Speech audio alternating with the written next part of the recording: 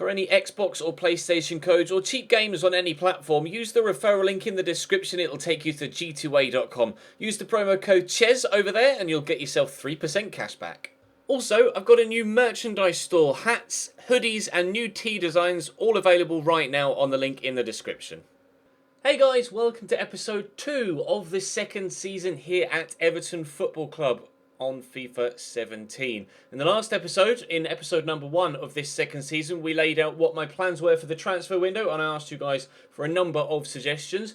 You delivered a huge amount of comments, a number of suggestions, a number of which I've added to my shortlist. I'm just going to show you quickly what I'm doing with regards to my current squad. Barkley still refusing contracts, so it very much looks like he's going to be leaving the club, which is against my wishes, but there's not much I could do about it, unfortunately, at this particular stage, unless he remarkably just decides to stay out of nowhere. But I've got a lot of players on the transfer list, as you can tell. A number of youngsters, obviously, but with a few more first-team players there. Obviously, Oviedo, Morales and Ashley Williams.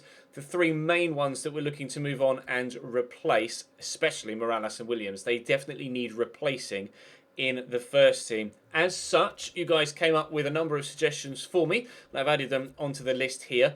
Got a couple of suggestions at centre-back currently, Stefan Tafri and Socrates. Interestingly, and very correctly, you guys pointed out, because Leicester and Southampton got relegated out of the Premier League last year, we might be able to snap up a couple of their best players on the cheap. And a couple of their best players happen to be in the positions we're looking to strengthen in. Socrates at centre-back and Ryan Bertrand at left-back. And it would be nice to bring in another English player to the club as well. I've got a couple of other British players on the shortlist. We've got Badeli here still on the shortlist, but I don't think I'm going to be going for him. I'm going to remove him now from the list.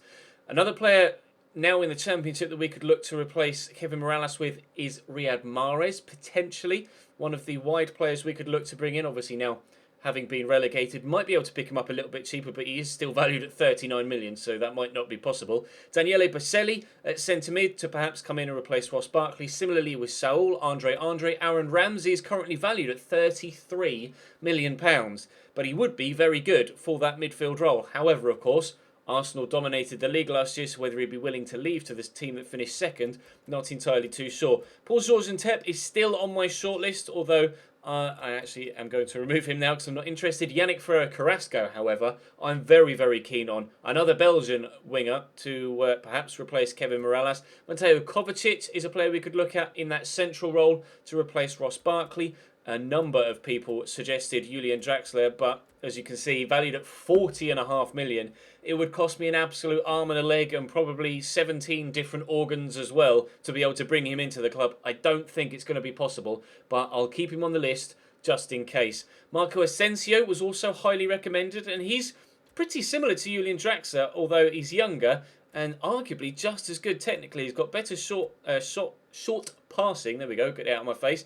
He's not quite as good when it comes to the shooting side of things, but with 2 years on him and 3 ratings on Julian Draxler, there's definitely some training that could be done there. Juan Mata was linked to Everton in real life in the summer transfer window. I would be kind of interested on bringing him in. A number of people suggested Wayne Rooney as well, but he's now 32 years of age and he's already started to decline in his stats. So I won't be going for Rooney. Similarly with Santi Cazorla as well. He also was mentioned, but again, in his early 30s and stats starting to drop, which is a shame because both of them would be decent signings were their stats going to remain as they were, potentially even grow a little. Hakan Çalhanoğlu is one of the best technical midfielders in Europe, and especially when it comes to shooting from distance and free kicks, etc. I would be keen on bringing him in, definitely interested. Juan Fernando Quintero is kind of out-of-the-box suggestion that we had.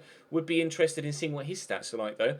Supposedly a really decent player. Then looking for, again, wide players that could potentially play at striker. Kevin Volland and Nabil Fekir. This year's the first year that Kevin Volland hasn't been down as a default winger, and he can play at centre forward and at cam as well, so he's a really good option actually. See what his all-round positions are. Striker, right wing, left wing. Could play anywhere across the front three. Nabil Fekir also, I think, can play anywhere across the front three, can't he? He could play right wing or striker. To be fair, there's probably no problem playing him on the left either. He too would be a half-decent option, although there are just a number of players here that we need to look at. At present, my budget stands as follows. £44 million with 131,000 in the wage budget. However, of course, if Ross Barkley goes for 50 million, then we will lose him there. Obviously, they might not want to pay 50 million as we counter-offered, so we'll have to wait and see what happens there.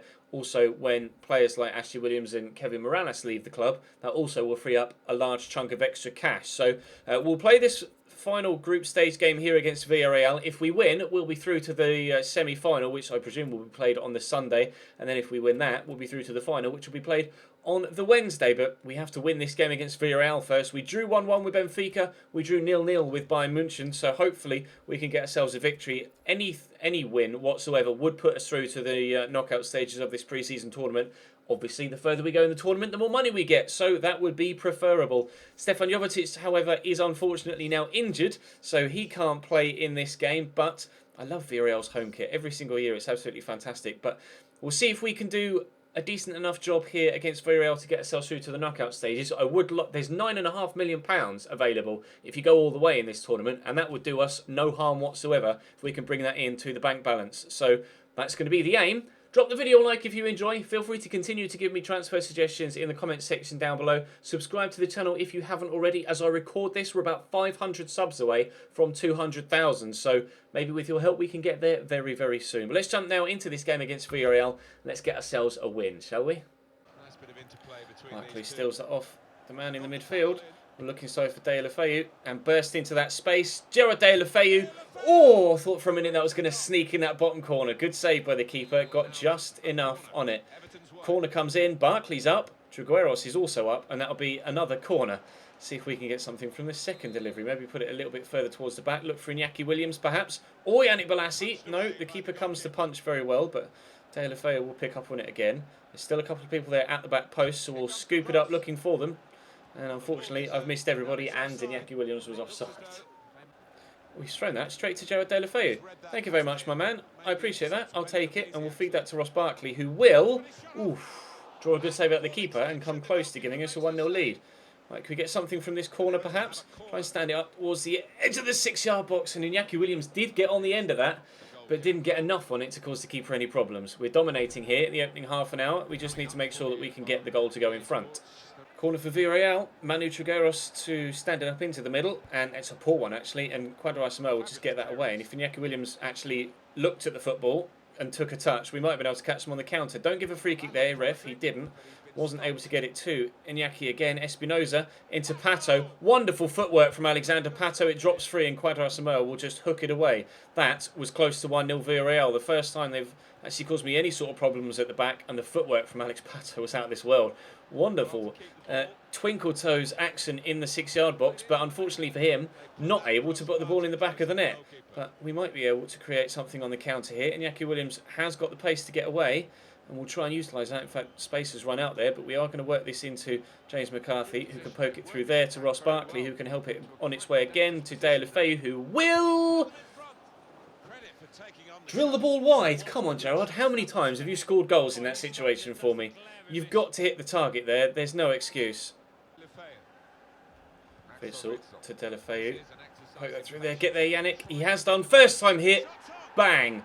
Right into the top corner. Let's do a little bit of a different celebration. So I've been using this celebration online on Ultimate Team because it really winds up the opposition players. If you score a goal late on, it's kind of it's called the big man, the Adebayo Akinfenwa celebration, where they kind of, hey, oh, it's how you do it. You hold LB and hold right on the stick, right on the right stick, and they'll do the Adebayo Akinfenwa big man celebration.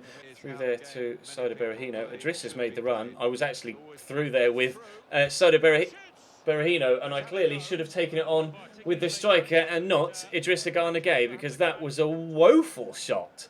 I don't even know what that was. I tried to put it into just the right-hand side of the net, and he's missed by more than I think I've ever missed a shot ever, apart from maybe that Jovetic one that went out for a throw in the last episode. Bakambu with the throw for Villarreal. This is the last chance saloon for them, but they're going backwards at the minute. They have got it here to Mario Gaspar, and his cross is blocked by Asamoah, and as I hoof that away, there goes the final whistle.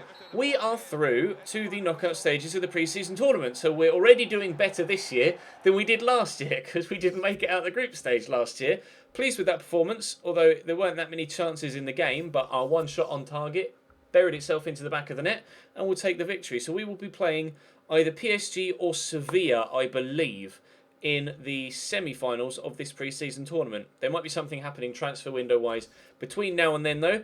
Ross Barkley's contract standoff continues, despite the fact that I keep offering him more and more money. Conor McAlhaney's disappointed with his role at the club. So is Kevin Morales, but I'm wanting to sell him. We get $2.5 million from that. And Yannick Bolasie's broken his ankle and is out for 3 months because my injury luck is right up there with the best. Oh my God. That's like the 4th broken ankle we've had so far in this series since we began it. Ugh. What does the injury situation look like now? Seamus Coleman, Stefan Jovetic, Romelu Lukaku and Yannick Bolasie. We'll get Jovetic and Coleman back before the beginning of the Premier League season, but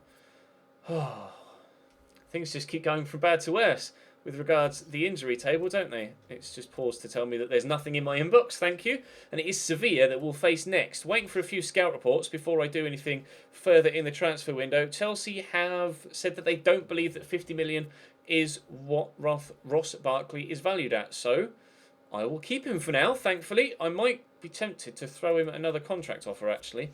So let's do exactly that. Refused contract again. I offered him 120 last time. Let's offer him 135 this time and see what he says. And crucial first team player and 20% bonus per goal. Accept it, Ross. I want to keep you if I possibly can. I don't want to lose one of my better midfielders, but we'll see what happens with that. But up next is this game against Sevilla. McCarthy to Witsel. We'll go to Luke Garbutt first. I've got Quadrado Samoa in front of me, but we'll go to Witsel again.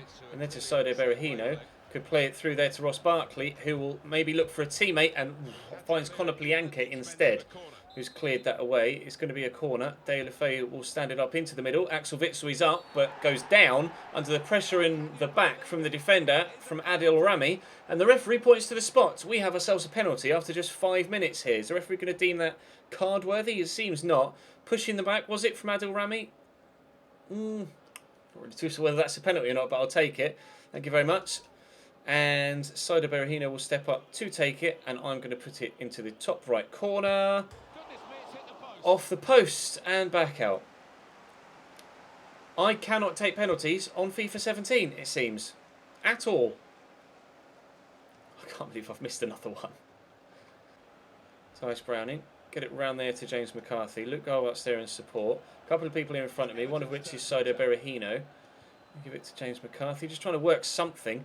Get around the outside of this defence. Go through there with Witsel to Deulofeu, who can't get his shot off, but we should win it back and have done.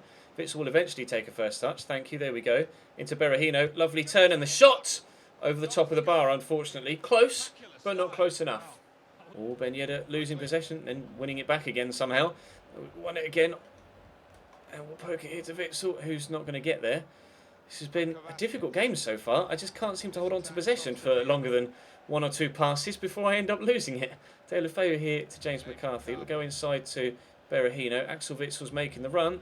Played over the top. Can he bring that down? Didn't even look to take a first touch. Berahino should beat the defender to this and has done. Back there to Garbutt. Room inside for McCarthy. Barkley's there. We'll go again to Browning, to Deulofeu.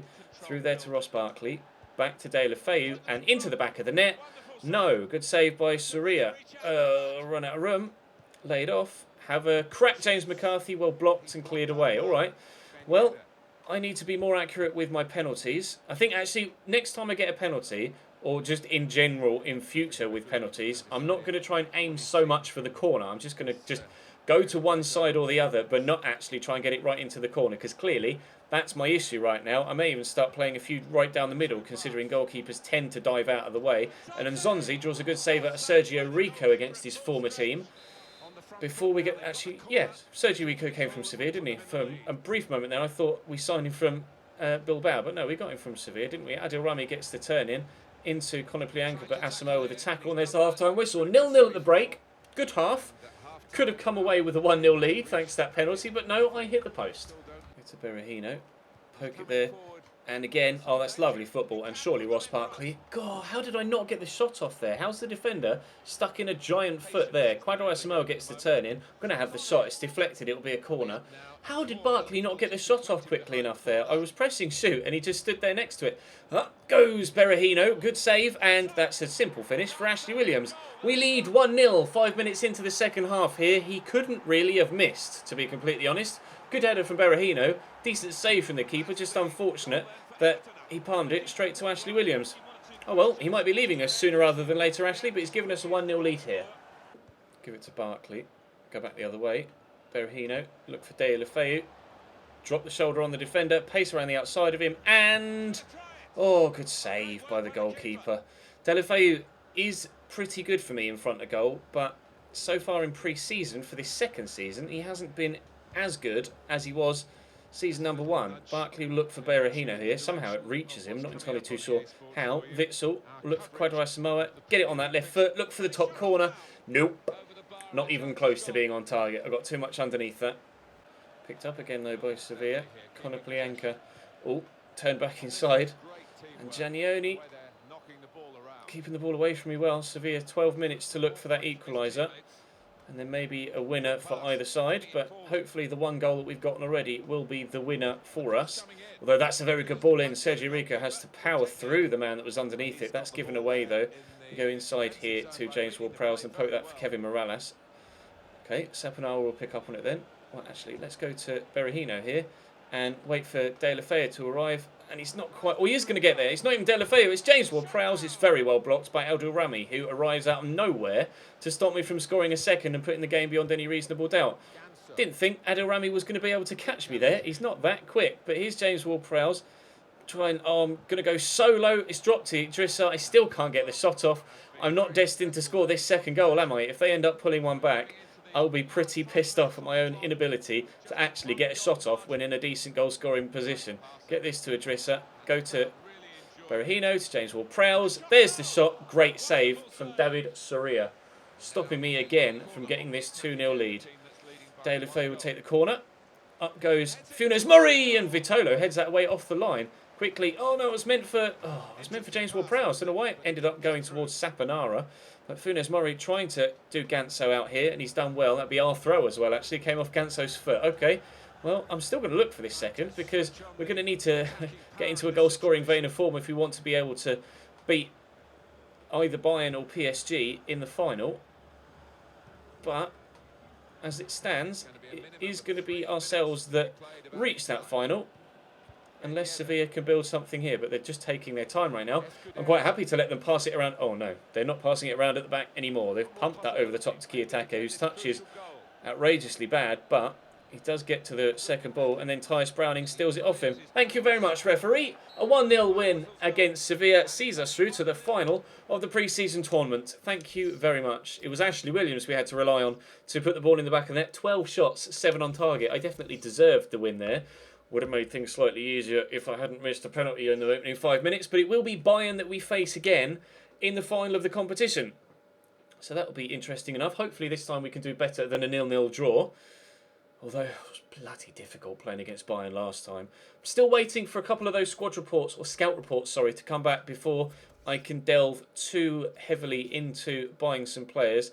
Seamus Coleman's coming back from injury, that's good. Another £3 million added to the budget. Another offer here for Ross Barkley, this time from Manchester City. They might be able to give me 55 million for him.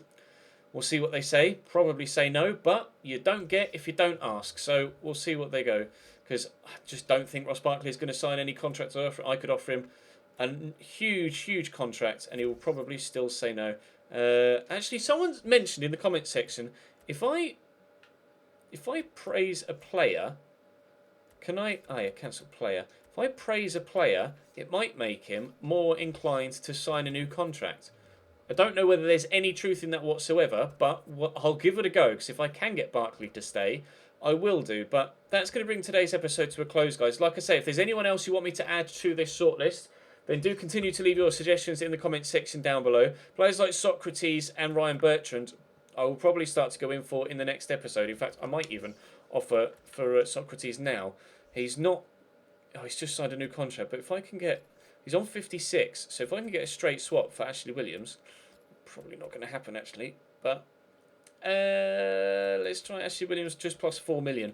Because he's in the Championship now, so, you know, he shouldn't be valued that highly. At least I was hoping he wouldn't be valued that highly. But if Riyad Mahrez is going to be valued at nearly 40 million, despite the fact he's in the Championship, we might still need a little bit extra money. So we will try and drum up some more interest in the next episode. But for now, that's going to bring this one to a close. Hit the like button if you enjoyed. Subscribe to the channel too to make sure you don't miss out on any further content. But for me, for now, thank you very much for watching.